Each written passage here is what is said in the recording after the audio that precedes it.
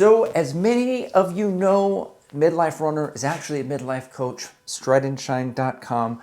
I coach a wide variety of athletes, many of which ran fall marathons. So I sat down with all of them or most of them to talk about their experience in hopes that their story can relate or connect with other runners in the community. Today's guest is Stride and Shine's very own Dave Shumway, who ran his first marathon. So if you're getting ready to run your first marathon or you want to reflect back on what it was like, Dave ran St. George earlier this year, which is a point-to-point course. Starts up high, goes a lot of downhill. So if you're going to run that course or you're going to run a similar type of course and you want to know what that experience is like, please listen in. I hope you get something from it.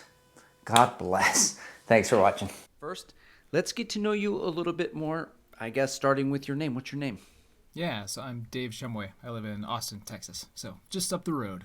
Nice. And how old are you? 42, 43? 43. Yeah. It happens fast. It's a senior moment already. Yeah. Fellow midlifer. So Dave references might be the movie Dave, and Absolutely. Boomer references would be HAL 9000. So, Yep. which I still do because We can hit both of those. Yeah. I'm sorry, I can't do that, Dave. Yeah. I'm sorry, Dave. I'm afraid I can't do that. No one that watches this will get that, but that's fine. Yeah, it's okay. There's probably a few boomers in there. All right, sweet. So I guess another question I ask for all my midlifers is how many kids you got? I've got 4 kids. I've got 2 14-year-olds and 2 9-year-olds because in our house, they only come in 2s. Amazing. It's wild, yeah. I'm still shook every time you say that you've got 2 sets of twins. I never get used to it. Never. And you're a twin, though, right? Yes, So you know a little bit of the life. Yes. A whole lifetime of, hey, where's your sister? I don't know. I don't keep track of her. You might want to go look for her. We're doing chores out here, so it might get loud. Same. Yeah, same. Yeah. So I only got 3. We don't have we're not rolling with quads. Yeah. Yeah, it's a full house for sure. Speaking of which, how are your quads after the marathon? When did you run the marathon? How many weeks ago was it now, or how many days? Yeah, so today is the 21st. The marathon was October 4th. Okay. And we're doing this in 2025. So yeah, it's been a little over 2 weeks. Okay. The first week was fairly rough, but not too bad. I think more I was worried about just doing too much of anything after the marathon. Like I didn't know. I assumed that probably I was pretty tore up inside, even if I wasn't feeling it. So I just wanted to kind of take it easy. But I've been running 2 or 3 times now in the last few days and feeling pretty good. Nice. So, and they had some pretty sick recovery saunas in Florida, right? That's why you went to Florida. Yeah, we just spent a lot of time in the ocean. So yeah, that'll do the trick. Really get the blood flow to the muscles. Yeah, in healing. So, all right. So then, when did you start running? If you can remember, Yeah. So it's weird. I started running, I guess, with my first set of kids, and it was more of just let's get dad outside and clear the head. Let's find some space that's just for him. It's just for me. I'm talking to myself in the third person. And it wouldn't be for very long. It'd be a couple miles, just kind of up and back down the neighborhood. I'd be listening to a podcast, but it was really just more about like carving out some physical and mental space for me. And it was great. I don't think it lasted all that long though, or I was very consistent with it because things get busy again. So that was, 14 or 15 years ago. In the passing years, not much of anything, to be honest, until maybe a year and a half ago. And I can't remember exactly why I started picking up again, other than just trying to carve out a little space for me. So I started running, and then I found, and again, I can't remember exactly how I found a local 5K and thought, might as well just aim at something instead of just running around the neighborhood. And so I did that, and it was really hard, and it was really, really fun. And I didn't do very well. I didn't know what I was doing, but just the idea of having a goal and then achieving it felt really, really good. So that was July June of last year, 2024. Did you get passed up by a bunch of people in costumes? I don't know if anyone was in costume, but yeah, I don't think I saw much of anything. It was just blinding white and trying not to vomit. Sounds like a good 5K. Yeah, well, Yeah. it was in June in Texas, and the start time was 11 a.m., which Yeah. just sounds like a recipe Population for control. disaster. Yeah, they're really Austin's booming. They're like, how do we I don't get understand these it. Californians out? I know we'll sign up for a 5K. They'll all run it, and Yeah. then the surviving ones will let them live here still. So, This year I did it again, and they moved it up an hour, so it was at 10 a.m. instead of 11 a.m. Still nice. sucked, but Yeah. it's the local one, and it's really easy to get to, and it's cheap, and it's chip time, and it's pretty flat. So, Did you I see any of the figured BPN boys there? not at that one, but then at the Austin half. So I did the 5K and immediately kind of targeted a half marathon. I was like, well, if I could do the 5K, let's pick a new target. And I did the Georgetown, Texas half marathon at the beginning of December. And that one was pretty brutal because it was, 5K to half marathon is a big jump. And I know that now. I didn't really know that or understand that then. And so I wasn't super prepared. And also because it's South Central Texas and weather is weird, it was still like 75 degrees and 90% humidity on December 7th or whatever it was. So like I was not hydrated well, I did not fuel well, and I was absolutely just I bonked at like mile 11 or 12 and walked some of mile 12 I think, and then picked it up again. And that was brutal, but it was so brutal that then I looked for the next thing to kind of redeem myself, and that was the Austin International Half in January, and that's where the BPN boys are. Okay, for sure. Yeah. Yeah, because they sponsor that one, and I was there also at the Austin International right. Half, formerly known as the 3M. The 3M. Yeah. So, time wise, what has God given us? What kind of natural talents are we working with here on that first 5K, on that half marathon? What are we doing? Yeah, so probably not great. So I didn't grow up as an athlete. I grew up as a musician, played a lot of music in high school and in college, and never really did any kind of team sports or athletic endeavors at all. So 5K, first 5K was around 28. I think it was like it was like 27 and change, I want to say. And then the first half, the Georgetown one, I think was like 220, and then I think Austin was like 214.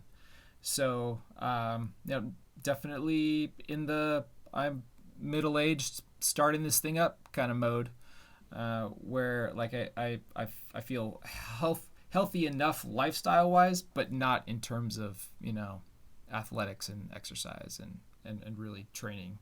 So This is a safe space, Dave. We're, Well, we start at 40s, so it's good, yeah, for fellow midlifers. yeah. So that's beautiful. So, what was the training like as a newer runner? Did you follow any training plan for that first half marathon? Did you follow a training plan for the second half marathon? I Because did you not. did improve. Yeah, I did improve, yes, but the Austin one, as you well know, is net downhill, so I probably coasted in a little bit. It can't have been that much different from, the first week of December to the middle of January. I don't think I could have gained a whole lot more than gravity gave me.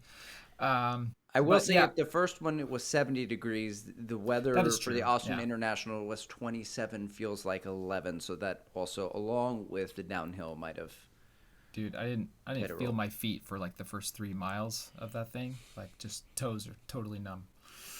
In terms of following a plan, there wasn't a whole lot of anything other than just kind of getting out there every day and running for an hour, let's say. So and by every day it was probably closer to like 3 or 4 days a week. So 3 or 4 days a week I was running 45 minutes to an hour, just kind of at a knowing what I know now, probably more like a steezy pace, where I was probably going like a little bit too hard to recover, but not hard enough to really do anything. So it was just kind of get out and, run for 45 minutes. Yeah. And that's kind of what got me there. Hey, but you know what? I would advise anybody just getting started to run. That's like the hack. It's just like you just get a bunch of Just easy get out and running go. mile in. Yeah. And then your VO2 kind of goes up. You don't have to, kill yourself with intervals when you're just getting started. All right. So Yeah. then what was your training like for this marathon? And we'll get into the marathon experience. So I want to get Yeah. into what your anxieties and worries were about the distance, because I remember those before my first marathon. And then what the reality was against those. And then also your race day experience. And then we'll get to like the finishing time and going forward and any tips you can provide. But we'll start with the training. How was the training? Yeah. So And I know the answer to this because I'm the coach, but yeah. So I ran those two halves, and somewhere along the way, I kind of tweaked one of my knees, and did about 6 weeks of PT to try and build up some strength before I kicked back off again. And as soon as I got to where I felt like I was back to myself, reached out to you to start a training program with an eye towards a marathon. I don't know if I had picked a marathon when we first started. My brother had run a marathon last year, and he and I were scheming a way to run one together this year. And I think we applied for Chicago, didn't get in, and thought about Pittsburgh, which he had run, but that was kind of a long way away. And so we ended up settling on the St. George Marathon. My dad lives in St. George, and we could both fly in, stay there, have him kind of drive us around and be, the pit crew, pit chief. And because we're both from there as well, and I mean, St. George is beautiful, also net downhill, and I'd done the net downhill Austin, and I thought, hey, maybe that'll help again. Kind of yes and kind of no. yeah, that 300 feet of net loss was so fantastic. Let me just tack on another 2,200 miles or feet of it.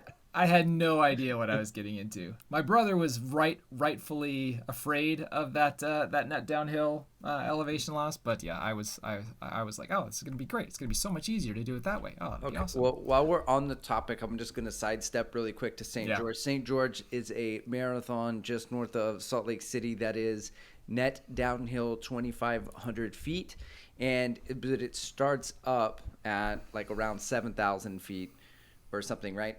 Yeah, it's like 5,800. So yeah, it's Okay, 5,800. 6,000, and then it drops to like 2,500 something. Elevation. Yeah, and then so there's two questions I have about St. George, because on paper it looks like a cheat code because you get all the downhill, but it can backfire on you if the downhill is so steep that you really have to break all of the way down. You can't use it to your advantage. Yep. And the other thing is, if you are very sea level in San Antonio or Austin, and you go up to Salt Lake City, which is 4,300 feet, and I've been there 5 times, and every time I go for a run, my easy pace is at least a minute slower at the same heart rate. So I'd have those two things working for me. Heat adaptations we got, but the other two backfire.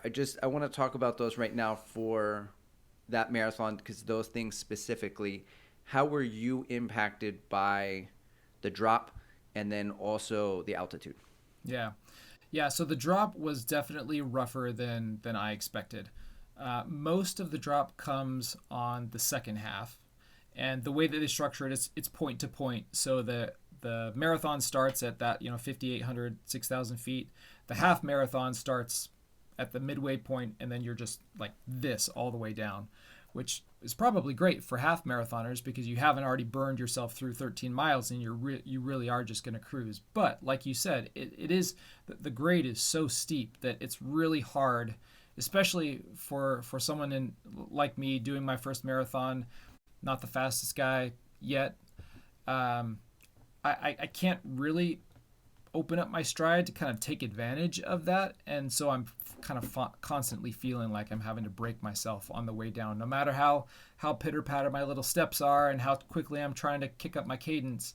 It felt pretty rough. The first the first few miles of that back half were pretty good, but by the time I got to 20, I didn't feel like I was bonking energy wise, but my knees really started to hurt, and I, I I'd have to go back and check, but my mental was like, the steeper the mile was that I was on, the slower my split. And then as soon as things leveled out, then I felt a lot more controlled and I could kind of push. I don't know that that's true, but that's definitely how I felt in my mind, where I'm going downhill and at that 20 mile to the end, I'm almost kind of or like not hobbling, but it's not smooth for me because I'm having to brake so much.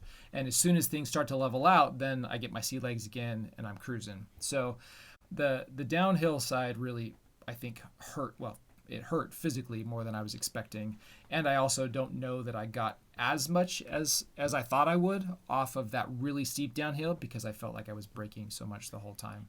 Yeah, absolutely. And those are just two things I wanted to bring up because people treat those big courses like they're cheat codes. And, yes, you do get, I mean, gravity, you can make up a lot of time, but there are other variables. So circling back to the training, Yeah. what was that like under Stride and Shine? I heard that coach is a real.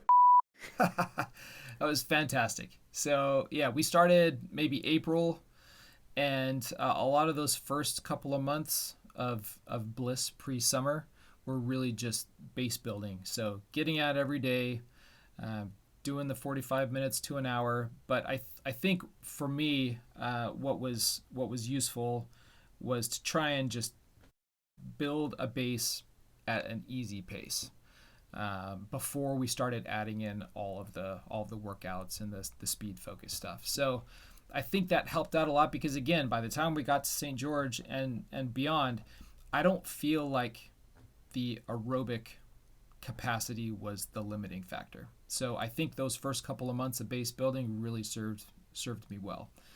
And then once once the summer started, then we started adding in the speed workouts, which they're great workouts, but man, it's just a nightmare because unless you're getting up at 5 a.m., you're running in 80 plus degrees, 85, 90% humidity. And even at 5 a.m., there's no sun, but it's still going to be 75, 76, 78 degrees, 90% humidity.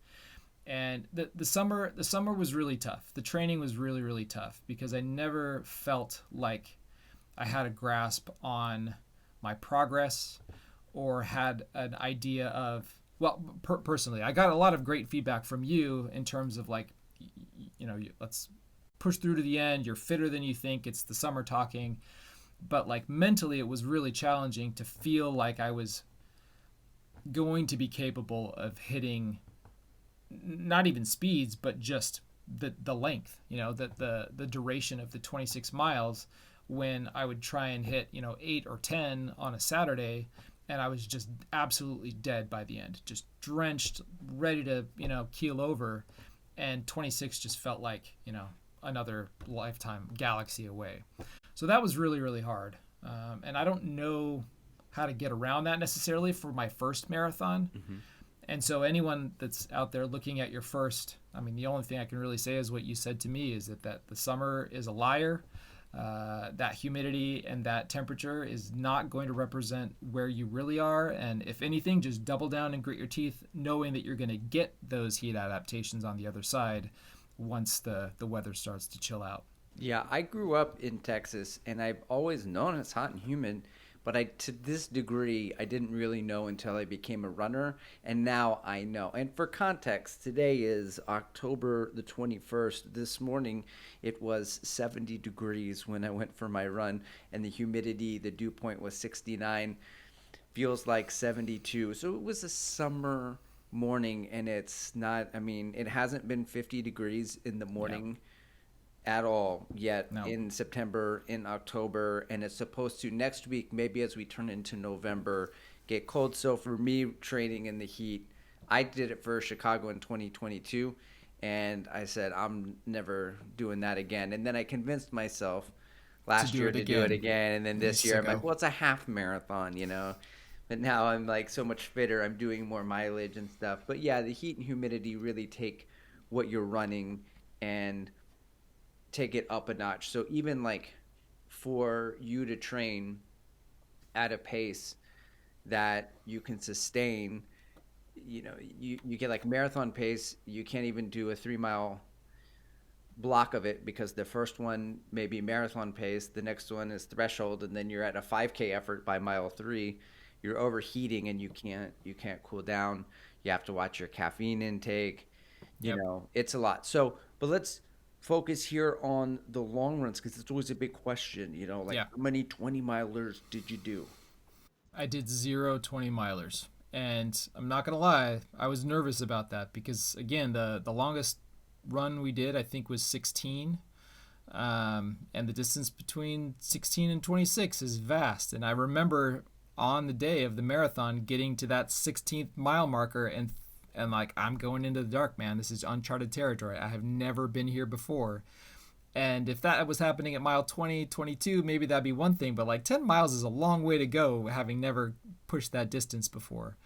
But one thing that we had done, despite not ever going longer than 16, was doing a number of time on feet workouts where we were pushing 2.5, 2:45. I think there was at least one 3 hour time on feet where we weren't looking at mileage necessarily, but just get out there and suffer for the length of time that would be representative of what a faster runner's 20-mile long run might be, or 20 whatever. So mentally it was still a head trip because I knew there was a big gap between what I had done and what I would have to do, but we had prepared somewhat in terms of the time on feet thing, with an understanding that, like, with that base that we'd built aerobically, I would be able to sustain it for the full distance, even if I hadn't done it before. Yeah, there were 3 hour runs, and even the 16-mile run was 3 hours. And really, you're not getting much benefit after 3 hours. You're just increasing the likelihood of injury. But Dr. Phil Maffetone did say one of the hacks that you could do if you want to work on your time dilation and making time feel less than, because you're like, I'm going to be out there for 4 hours plus, is to walk for 30 minutes, do your 3 hour run, and then walk for another 30 minutes. And that way you're just like out there all day and you're like, oh, okay, I've been out here for all day. I can kind of manipulate the time. But that's awesome. Well, let's start talking about the race then. Yeah. Because to see how all of the training translated with 0 20 milers, how, and then also for anyone, this would be helpful for anyone running St. George, if you want to take us real quick to the ins and outs. Is it pretty easy to get in and out of the expo, to get to the start line? Because you said it's a point to point. Do they put you on a chopper and are you taking a gondola up there? What's the deal?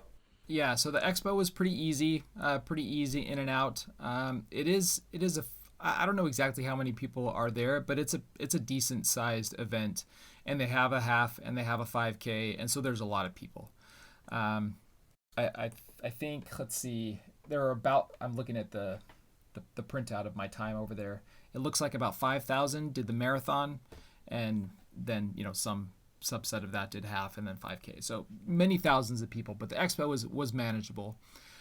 One thing that they have you do, because it is point to point when you register, is you have to choose a bus time for you to get shuttled up to the start line. And in theory, the sooner you register and the sooner you book that bus time, the more advantageous a bus time you can get in terms of it being closer to start. So it was like there was like a 3:15 bus, and there was like a 4:15 bus and a 5:15 bus. And we registered pretty early, so we got the 5:15 bus because I didn't want to be sitting up at the top for 3 hours. And hey, there were people with like full pillows and sleeping bags that were up there by the time I got there that had been sleeping for an hour or two, because that was just how it shook out. Now, that being said, when we rolled up at 5:15 to the bus stop, the bus driver was like, I don't care what your thing says, just get on, just get on, just get on. So there's a pretty decent chance that if you hadn't picked the 5:15 slot, you probably could have still got on the bus at 5:15. So there was a little bait and switch there happening, but there were plenty of people up there that had been up there for a long time by the time we got there. They have campfires up there because it's cold. It was probably about 40 degrees up at the start. They have campfires. They have some of those like spaceman looking blankets, those aluminum foil looking blankets, and they had hot chocolate and stuff to stay warm. But I mean, it's still real cold, and you're sitting for at least an hour. Like if you're on the closest bus to the start time, 5:15, you're still there for over an hour before it starts, and your body gets cold. So you try and stay loose, you try and stay warm, but it's going to be cold. And the race started, I think, at 7 o'clock. 7 o'clock, yeah. All right, and what was the goal time? What were you shooting for before you take us on the journey, the play-by-play? Yeah, so part of that, again, not having done the full distance and with the specter of the summer hanging over, I really wasn't sure what to target, like what I would be able to do during those long runs, and just being dead afterwards. I would like look at all the data and feel like, well, 10 minutes 30 per mile felt like something that I could accomplish, like hypothetically. Again, I'd never done it before, but let's just throw that out there. And then when you and I talked and kind of strategized before, you were, I think, responsibly pushing me a little bit past that because you knew, as you had said, that I was probably fitter than the summer had shown. So we made a plan to look at that 10 to 10:15 range as a starting point. Don't go slower, try not to go faster until the back half, and then open it up if you can. And so that was the plan. And so 10 to 10:15 would put us somewhere, between 4:20 and 4:30. So that's kind of what I was targeting for the first go round. And based on the half marathon times, that seemed reasonable. Like I wasn't, doing something that was an order of magnitude faster than my previous race had shown I was capable of. So it seemed appropriate and responsible, but with a little bit of encouragement from you to be like, oh, we can push a little bit. We can go a little faster than you think. So Yeah, that felt good.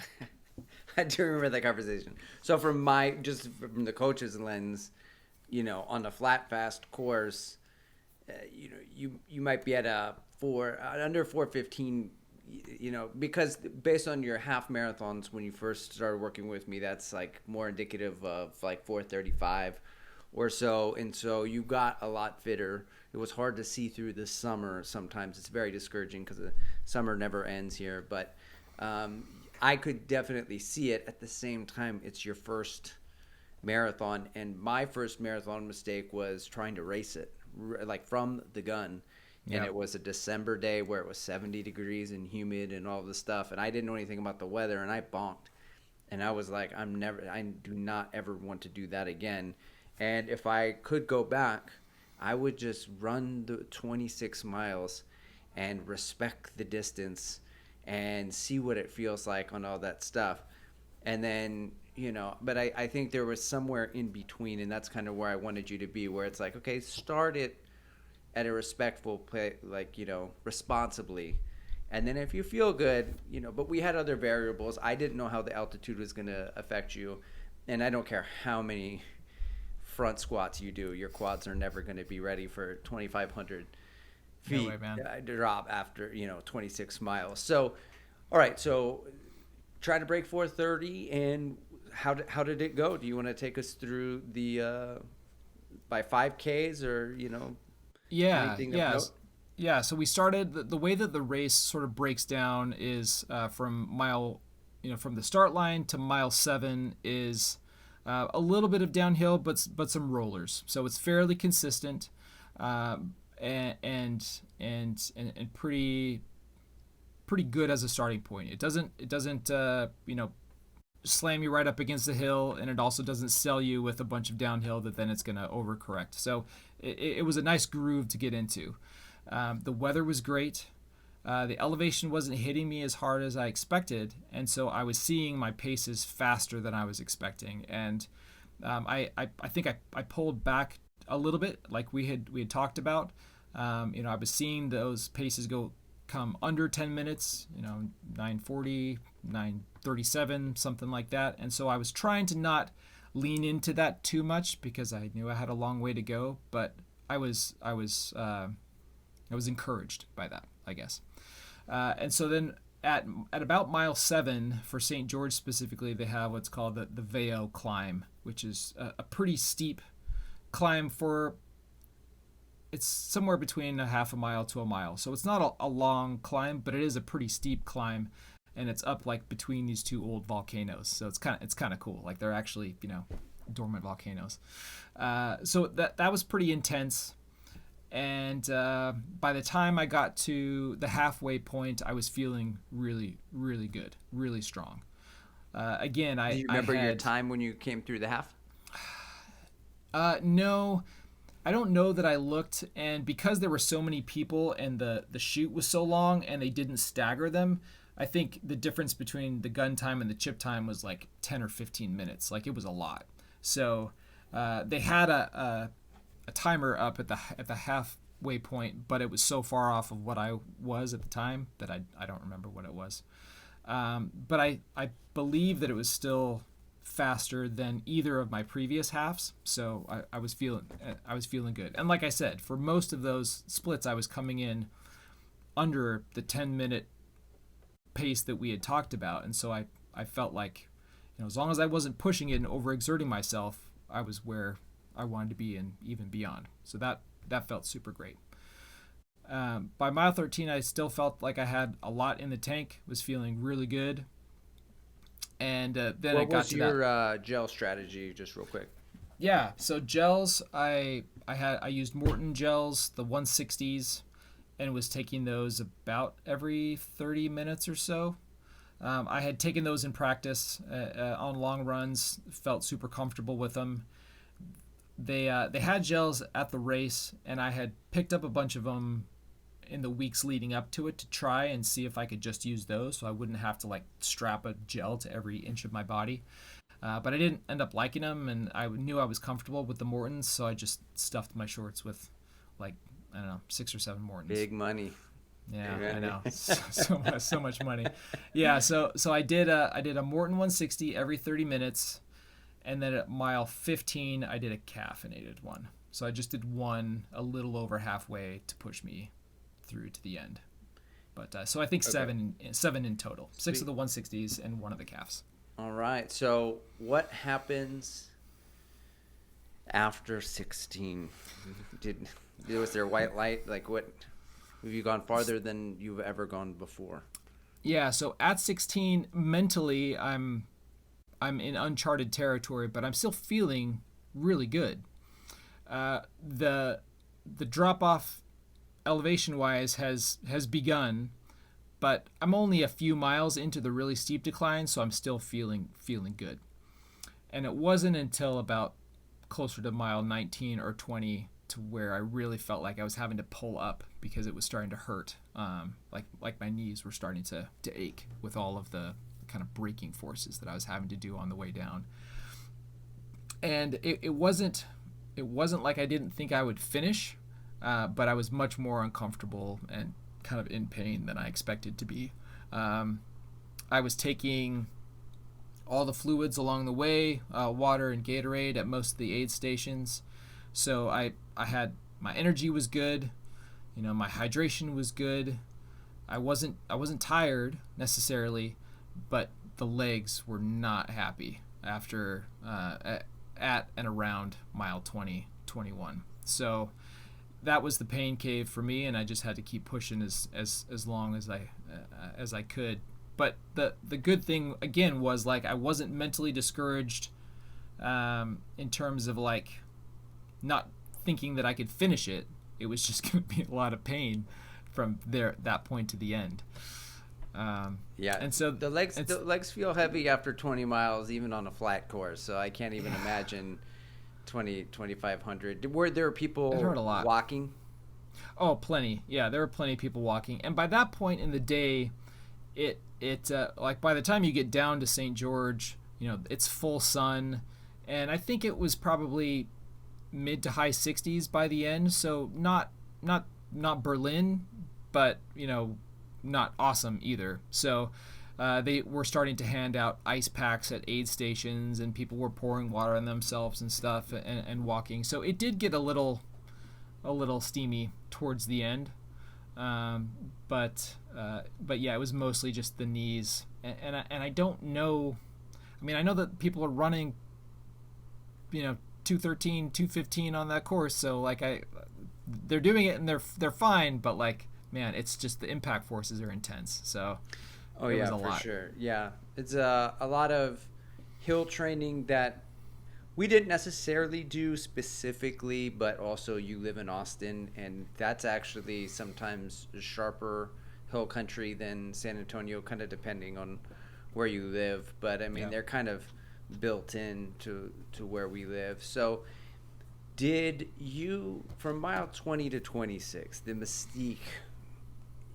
I just remember before my first marathon thinking like Hollywood movies, I'm running and I'm charging down the chute. There's the finish line, there's the time, and the pain cave, and like the reality is I'm like hobbling, Mm-hmm. I'm walk jogging. My wife's handing me a bottle and being like, "How long is this gonna take?" Or like Are we there done was yet? not romantic at all, and I didn't need all those mantras that I came out. So, what did you think was going to be the last 10K? What was it actually? And did you have mantras? What got you through? Yeah. So I think what got me through was those parts in the last 6 miles that would level off, because then that would be a release of pain, and because I was still feeling pretty good energy wise, it was like a relief or like a release. So it would be pain on the downhill, and then it would flatten out or even go a little bit uphill, and I would get kind of that like that kind of sigh, and then it would go back down again, and it would hurt, and then it would come back up. So I wasn't ever really I almost couldn't ever think about anything else, because I was just trying to get to the next flat or the next uphill part where my body could kind of settle again. And then it felt great, or not, I mean, not great, but like it felt doable. And so I would move forward again until it started hurting. So yeah, I didn't ever get to a point where I was like, in no man's land, so to speak, because it was this, and it would hurt really bad, and then it would feel good, and then it would hurt again. So I was always kind of like, there was always some kind of stimulus kicking me back into reality, for those last 6 miles. Awesome. And then, so what was the finishing time? Yeah, so the finishing time was 4:20:09. Yeah, the last couple of miles, or the last mile or so, my watch was telling me that I had gone further than the course thought I had. So according to my watch, about a mile left, I started to open it up and started to pass people, and I was feeling great. And then I see like another mile marker show up on the course, and I'm like, what in the world? There's no way. And somehow or other, GPS and signals cross, and I hadn't gone as far as I thought I had. So yeah, I had like another half a mile or so after I had already kind of emptied, and so then I was just like, totally gassed to the finish. Uh, but it felt good to push at the end, and to know that I still had that, felt like we had paced it appropriately. I'd been thoughtful about it, so that I did have that little kick at the end. It's only happened for me once where I thought I was at a mile marker and I was actually I had already run that mile, and I was like, oh, 22? I'm already here? Once. That has only happened once. Yeah. It's usually the other way where you kick, you kick, you kick, you kick. And this is Yeah. my fault for not preparing you about the tangents, because I Yeah. just assumed that it's all downhill, that, there's not going to be a whole lot of lefts and rights. And I think that's what did it, because my watch was jamming on the mile markers for the entirety of it, until those last couple, which it was downtown, and it was tangents, and I didn't even think about that at the time. But yeah, the last couple miles were like all these like sharp left and right turns, and that probably did me in. That might be it. And also, like, I just ran a half marathon, and my watch beeped on the mile every time I passed a mile marker, all the way to the end. But then I still ran 13.25 instead of 13.1, so it was still longer. And I think that they do measure the course out. I just found out listening to what Jeff Cunningham podcast, consistently good podcast, that they intentionally measure them a little bit longer. You know, I wasn't going to say 10%, not 10%, it would be like 2.5 miles longer, but they measure them longer anyway to make sure everyone gets the extra distance in. But, you know, that can still vary. I've seen 26.4. A lot of times lately I've been seeing, you know, 26.6. You're almost tacking on an extra. Yeah. Well, congratulations on the PR, Dave. Hey, it felt great. It felt really good. So yeah, I finished the race. I don't even know what my time is at this point because my watch has been lying to me apparently. And I'm 10 or 15 minutes of difference between the chip time and the gun time. So like I don't even know. But like I'm staggering through to try and find some family, and I grab like a protein shake and some water and a banana, and then I literally just laid down on the ground for about 10 or 15 minutes because I couldn't move. Like my legs hurt so bad. I couldn't move. I couldn't stand anymore. They're just wobbly and pain, just pain. And for the rest of that day, it was pretty rough moving, standing up, sitting down. That I did not feel that after the halves, and I definitely didn't feel it after the 5K. So it was a new sensation for sure. How long did you have DOMS for the muscle soreness on your quads, or when you sat down? Did you track down? Were you like day 8, and then like every time you sat down? Yeah, so it was probably like the worst was over maybe 3 days in. So it wasn't too bad. It really almost felt more like it was like the joints of my knees than my quads per se. Like I've done, in at previous points in my life, done like weightlifting and stuff where like you're squatting really heavy, and that's a different feeling than what I felt. It was more like joints of knees were just, bending not the way God intended for a long period of time, and just not great. So and I don't know exactly if that's the elevation. I don't know if it's the way I'm running, but it definitely felt more kind of centrally located at my knees and joints as opposed to like the quads proper. But I don't know. Yeah, I don't think you can really train the ligaments for 2,500 feet of downhill. At a pretty good clip. Time. I mean, it sounded so good at the time. Yeah. I know. I've always wanted to do those. Oh, I want to do one of those tunnel marathons, those Rebel, Jack and Jill, or whatever they're called. Right. But yeah, I didn't even think about all the logistics, like you just said, how it's cold up there. That you're dealing with the altitude. It's like nonstop on the quads, and I like hills. Like I don't prefer them, but I mean, I like the challenge of them. I think I run them well. So part of me thinks, my ego, that's the part of me I'm talking about. Oh, Boston, yeah, great. I'll pound them. I'll be fine. They won't be fine. But I ran Boston and I took a little edge off, and the hills of South Texas can prepare us only so much, and it's not 2,500 feet. Boston, yes. So what is next for Dave? Now that you got a taste of this one, what are you thinking going forward? Yeah, so I definitely want to run another one. I would love to do something that is more traditional in terms of its elevation profile, so I can kind of see whether I, got any cheat code out of that, or if maybe I can even run faster than I did. Also, now that I put in all of that effort in the summer, I want to continue cashing those chips in.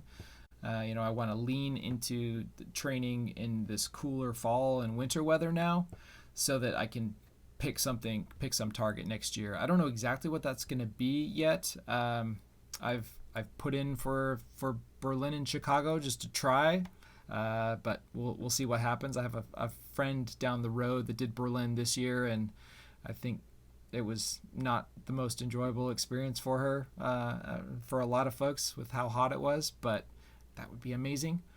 I think what's most immediately next is running the Austin International Half again. I did it last year. It felt great. They got me with that early bird pricing, and they took my money last year, so I'm booked for that one, and that'll be fun to see if I can open it up and PR again. I'm excited for you to do that because I want you to see how much your fitness has really improved. And Yeah. with us doing a lot of tune-up races, we can cash in PRs on the 5K, the 10K, culminating with a half marathon PR. And you've already run it, you're familiar, it's a home Yep. race, you can get down there. You felt it out last year, and then now Mm-hmm. you can just let it rip. And the worst thing that happens is you slow down a little bit at the end, you know. Um, Yep. so Yeah, and I mean, I know that one is, we say net downhill, but now that I've done a real net downhill, it's like that's nothing. That'll be fun. That'll be fun compared to what I did. And I mean, to be fair, like last year when I did it, I definitely felt like not that I left something out there, but I definitely had more in the tank. And now that I'm even fitter than I was then, I'm excited to have more of a strategy going in that's grounded in actual data, and try and push myself even further. yeah, you don't have the physical obstacles of all of that downhill or the altitude. So I'm Yeah. excited for you for that. Do you have, oh, by the way, when you returned to work, did anyone ask you about the marathon? Did anyone even care? Yeah, so I have a friend that I work with. He lives in California, the team I work with, but he's from northern England, and he's a runner as well. We talk about running every now and then, and so he actually like messaged the whole team on Slack that I had just come back and completed the marathon, and he had a link to my results that he had tracked me and everything. So it was actually really sweet. He said that it's like the oldest half marathon in the world, I think, is in northern England. I can't remember the name of it, but he and I are now going to scheme to go Bucket run it list. together. Yeah. Yeah, got to. That's awesome. Yeah, because most of the time you go back, nobody cares, and then the post marathon blues set in. But depending on how hard the race is, it sounds like from you could use a vacation after that race, and then you went and took one. And then I took one. Yeah. And my family too was super great. Like they were so supportive. They weren't out there at the race with me, but they were watching, and they had, signs and stuff for me when I got back home. And my kids are always really excited when I come back in the house to ask me how many miles I ran, and they think it's pretty cool if it's 5 miles, if it's 8 miles, if it's 10 miles. They think that's pretty cool. That's awesome. And then lastly, do you have any advice, tips, pro tips, hacks, as they say these days? You got any hacks for first time marathoners embarking on their first marathon? Yeah, yeah. I think. I mean, obviously, working with a coach is huge. I think both to give you that, not only give you the structure, but to give you that sense of belief in yourself. Um, I don't know how I necessarily would have felt confident enough to do it if I hadn't had some structure behind it and someone telling me that, like, no, this is something that you can do. Like, I'm looking at what you're doing, and this is something that you can do. So that's really huge. I think another thing is just to it's easier for me to do this than maybe some other people, but just like the whole idea of run your race, you're competing against yourself and your own progress, and that's kind of it. Like, I'm not the fastest guy out there. I hope I'm getting faster, and I would love to get faster, but it's not, despite the fact that these are races. Like, I'm out there with just me, and I'm trying to beat I'm trying to be a better version of me and be a faster version and a stronger version of me. And I know for some people that's hard. So just thinking about like just being in there for your own improvement can hopefully help a lot and take a little bit of the edge off of, like, seeing people pass you or feeling like you're slower than somebody else. Just run your race. Awesome. Well, thanks, Dave. I will piggyback on that. In every race I've run, there is always an awkward elderly, a lot of times woman, sometimes a man, with Yeah. a weird kind of gait and like a Oh. hitch to their step that's just so And mechanical. they're cooking. And I can't catch them. I Yep. cannot for the life of me catch them. They're picking up pace. I'm thinking like, dang, they're running my pace. Like, good on them, right? And then they're just warming up, and then they just start taking off, and then I'm Yep. just like, holy smokes, they Yep. should not do those mechanics. No. They're probably Yeah, I running remember. one knee. Yeah, Yeah. I yeah, remember it's humbling. It's humbling. You gotta run Yeah. your own race.